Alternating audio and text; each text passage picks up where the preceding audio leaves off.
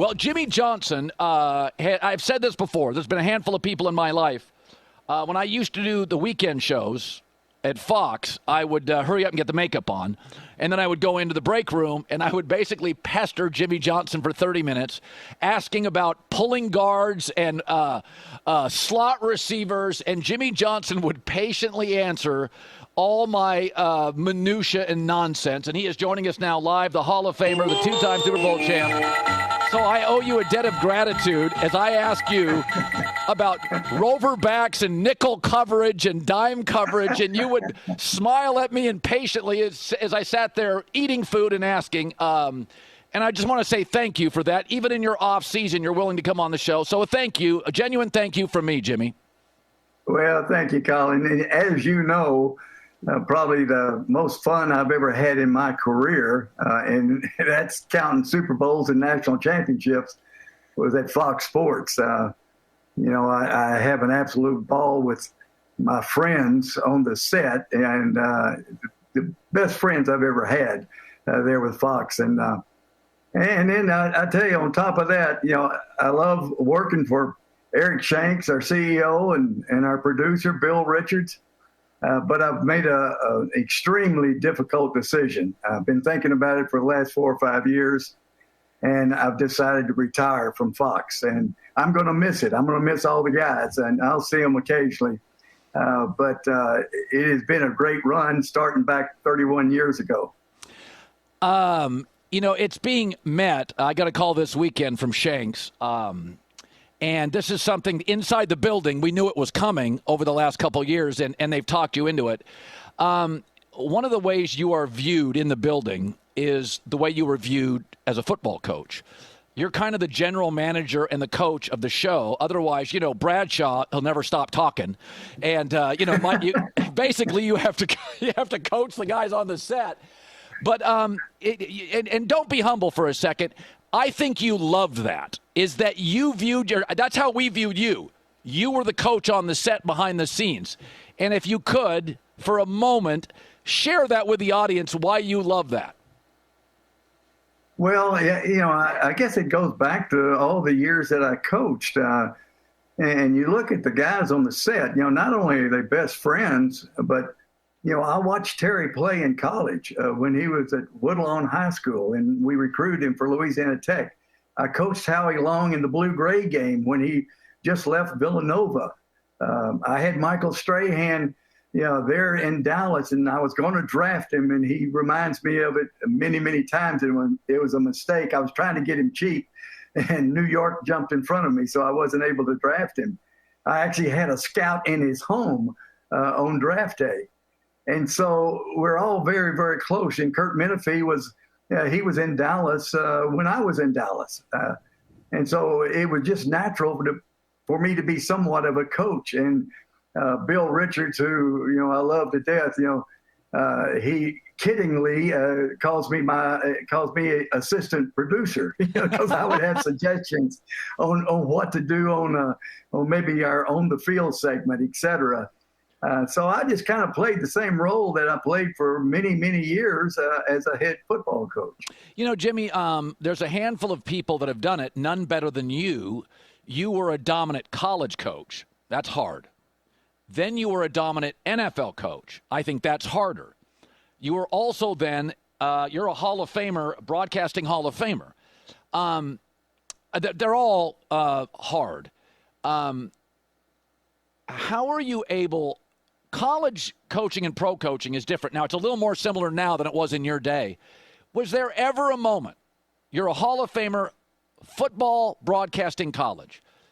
Do guys like you ever have self-doubt? Was there ever a moment in Dallas, that first year, you thought, this is I've been asked to chew, I'm not sure I bit off too much?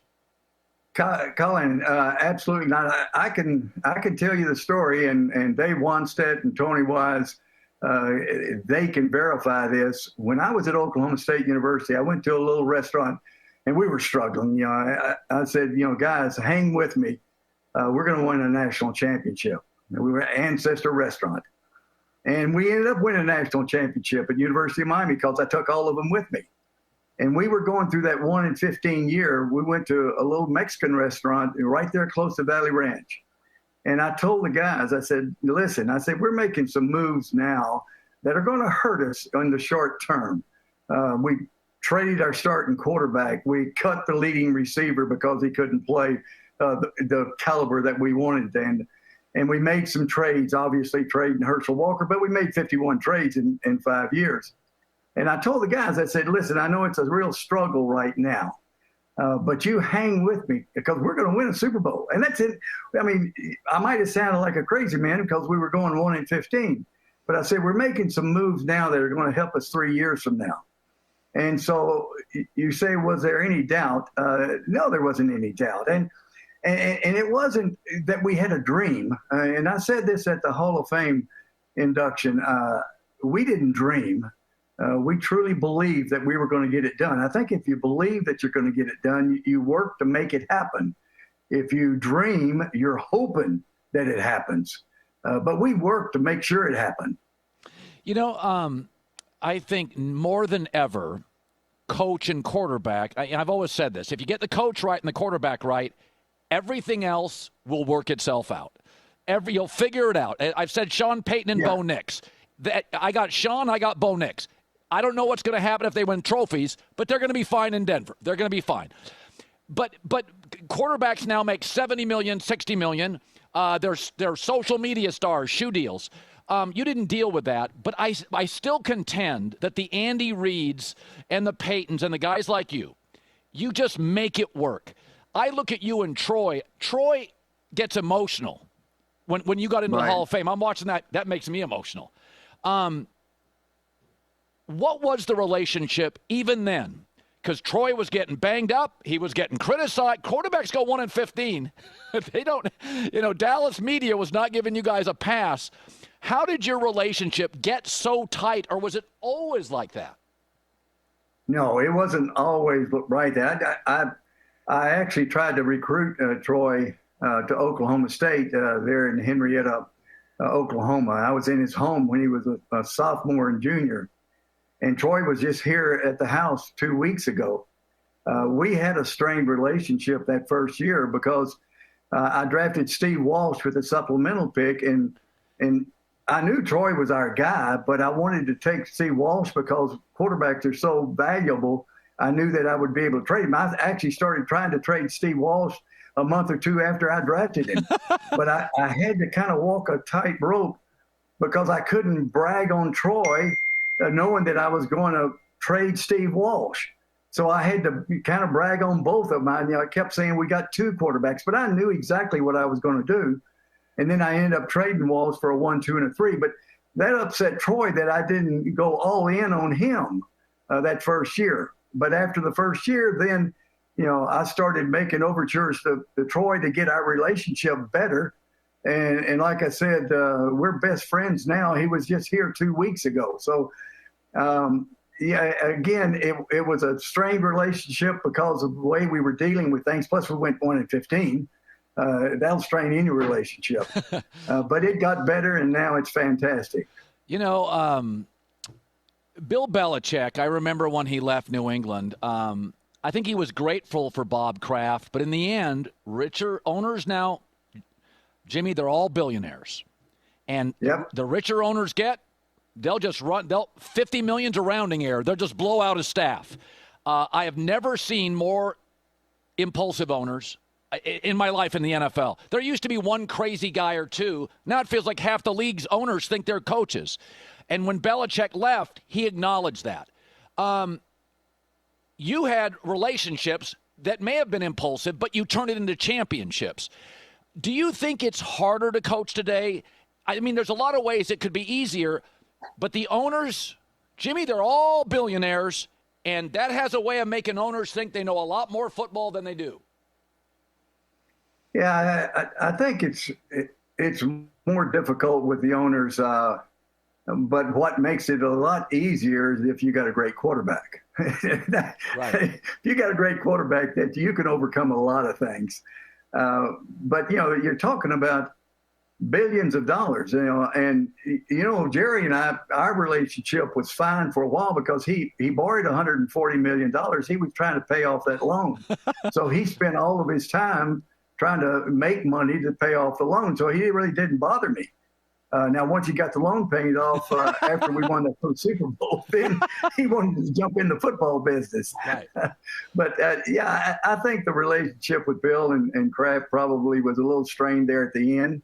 I told Bill, in fact, he came down here right after he left New England with his girlfriend, and I was talking to him, and I said, the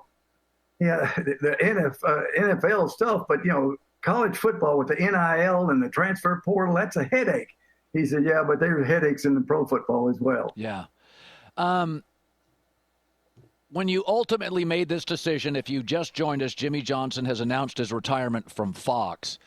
You kept coming back, and we talked into it about 4 different times.